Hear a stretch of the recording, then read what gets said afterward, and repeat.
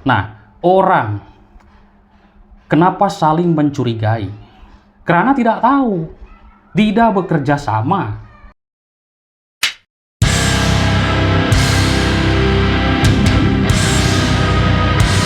Halo teman-teman semuanya, dimanapun Anda berada, kita lanjutkan kembali pembahasan kasus pembunuhan di Subang, Jawa Barat ini.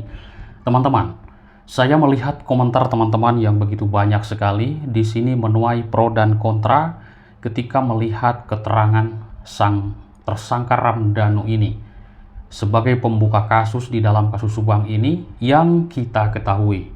Nah, kenapa ada yang percaya 100% dengan keterangannya dan ada juga yang tidak sama sekali percaya? Baik, teman-teman, mungkin kasus Subang ini tinggal menunggu persidangan saja.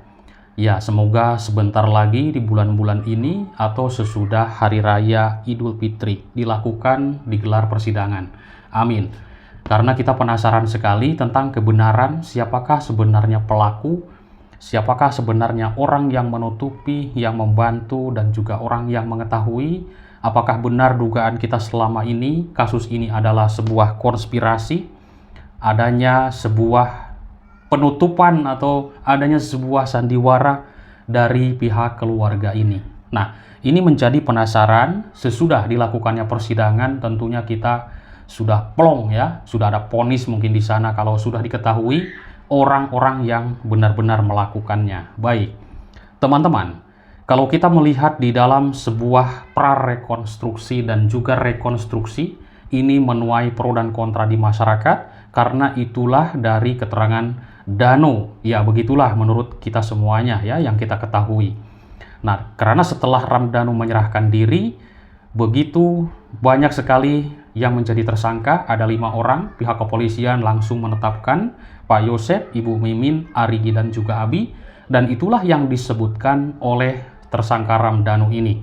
Nah, namun yang kita lihat di dalam sebuah adegan per adegan rekonstruksi dan juga prarekonstruksi, ini menjadi pembahasan para awak media dan penganalisa tentang kasus ini. Dari awal-awal kejadian terjadi di tanggal 18 Agustus, mereka itu saling mencurigai. Bayangkan, Danu mencurigai Yosep, Yosep mencurigai Danu, tapi sama sekali belum ada keterangan Danu mencurigai Yoris, ya kan? Nah, lalu dari Waida, Walilis, Ibu Yeti pun sama sekali tidak mengatakan mencurigai Yoris. Jadi mungkin begini analisanya dalam kasus ini hanya sebuah analisa, ya, kita bukan yang sebenarnya, mungkin intinya seperti itu. Yang penting kita cerna saja di dalam gambaran kehidupan. Seperti ini yang saya ketahui. Nah, orang kenapa saling mencurigai? Karena tidak tahu, tidak bekerja sama sekali, tidak berbarengan. Tapi kok ada hal sebuah insiden kejadian apapun itu, ada pencurian, pembunuhan, perampokan, misalkan. Nah, orang mencurigai itu wajar sekali memang. Kenapa adanya saling mencurigai? Karena tidak bekerja sama, tidak bareng-bareng. Tapi kalau orang-orang yang bareng-bareng melakukan hal apapun itu, entah suatu pencurian dan masih banyak lagi kejahatan ini, ya tentunya tidak akan saling curiga. Bahkan yang ada saling menutupi dalam hal masalah itu. Nah, teman-teman pasti bisa memahami kan? Nah, coba nanti teman-teman kan bisa membahas kembali, menganalisa kembali. Karena saya berprinsip ya juga ya, orang yang mencurigai itu karena tidak bekerja sama. Nah, lalu kita menganalisa dari kasus Subang ini, apakah Ramdhanu benar keterangannya bekerja sama dengan Yosep Hidayah, Ibu Mimin, Arigi, dan Abi di dalam lingkaran TKP tersebut? Apakah benar? Ini akan membuktikan nanti di pengadilan tentunya. Kita hanya menganalisa, ya kan? Hanya tanda tanya, apakah benar dan tidak sih keterangan Ramdhanu ini? Apakah sudah benar-benar dia 100% atau belum? Nah, gitu kan? Kita sebagai warga masyarakat hanya mengira-ngira dan menganalisa, tentunya nanti di pengadilan yang akan real di situ. Pokok biji sebuah masalah. Wah, luar biasa ya. Kita hanya menganalisa, teman-teman. Oke. Bekerja sama atau tidak nih Danu ini sama Pak Yosep, sama Abi, Arigi? Karena kita melihat di rekonstruksi itu kan bekerja sama, membopong jasad Ibu Tuti kan, Pak Yosep membopong Amel, Lalu Danu itu berdiri di belakang mobil Alphard tersebut dekat bagasinya. Pak Yosep membopong jalan depan, lewat depan. Itu kan kesiangan, ya kan? Apakah tidak terlihat oleh tetangga? Lewat belakang. Lewat belakang apa lewat depan? Ayo, teman-teman bisa melihat lagi di dalam tayangan rekonstruksi lewat depan membopong mayat almarhumah Amalia. Ini luar biasa, pro dan kontra di masyarakat yang saya simak itu cukup kental sekali. Ada yang percaya bahwa Pak Yosep ini benar-benar pelakunya, benar-benar dalangnya, itulah dugaan-dugaan dari publik. Ada juga yang sama sekali tidak percaya Pak Yosep pelaku, Ibu Mimin, Arigi, dan Abi. Danu lah pelakunya, ya itu wajar saja. Analisa publik apapun itu. Dan sekarang sudah ada tersangkanya dalam kasus Subang ini, ya kan? Berarti kita sudah bisa menyebutkan, ya dia pelakunya. Karena itu kan dari polisi kan, yang menetapkan para pelaku ini polisi. Kalau dulu kan kita menduga, akan tetapi dugaan-dugaan kita dan sebuah analisa kita menjadi kenyataan, ya mungkin menjadi doa teman-teman ya. Nah, ini di dalam adegan rekonstruksi ini, saya pun melihat ya dari gambar-gambar atau foto-foto. Nanti saya tayangkan di sini, tampilkan di sini ya. Nah, ini foto ini nih. Foto Danu berdiri di kebun. Ya kan? Apakah kesananya ada orang-orang atau di sana ada Abi, Arigi, Abi, atau di dalam rumah? Ya kan? Berdiri atau sedang menunggu, memantau situasi atau bagaimanapun itu. Nah, lalu ini di belakang mobil Alphard.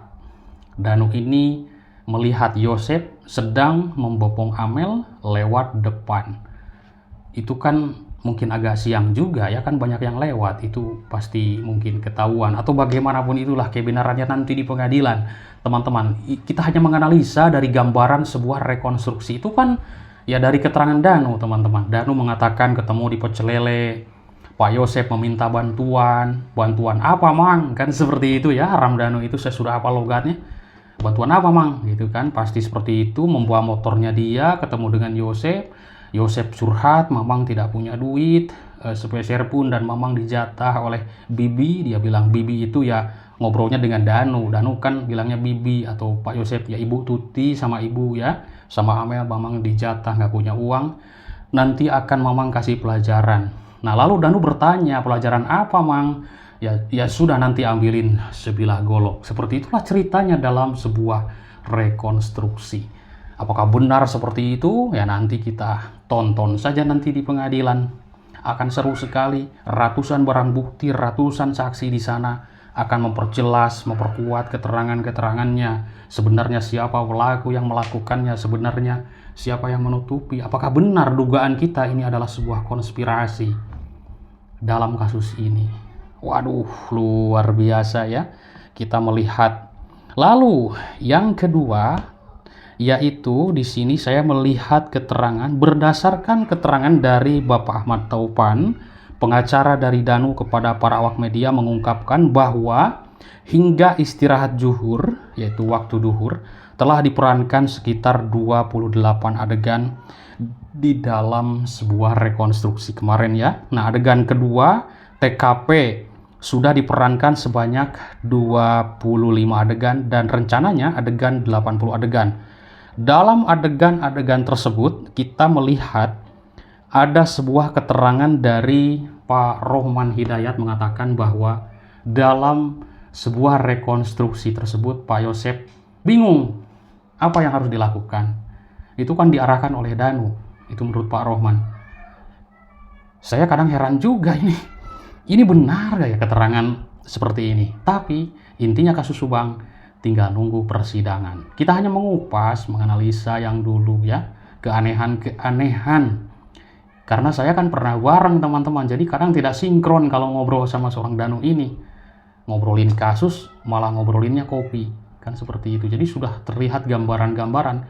Pantasan publik ini menilai tajam sekali, pro dan kontra. Ya wajar sekali, meskipun taruhannya penjara mengakui perbuatannya, tapi kalau tidak benar bagaimana?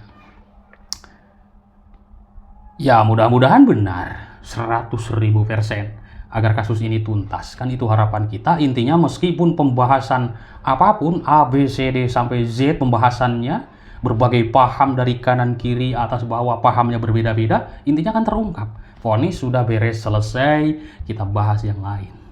Betul? Oke teman-teman, mungkin itu saja yang saya bisa sampaikan. Nanti kita lanjutkan kembali tentang sebuah pembahasan masih seru-seru. Ada sebuah rekaman, kita bahas lagi. Terima kasih, bye-bye.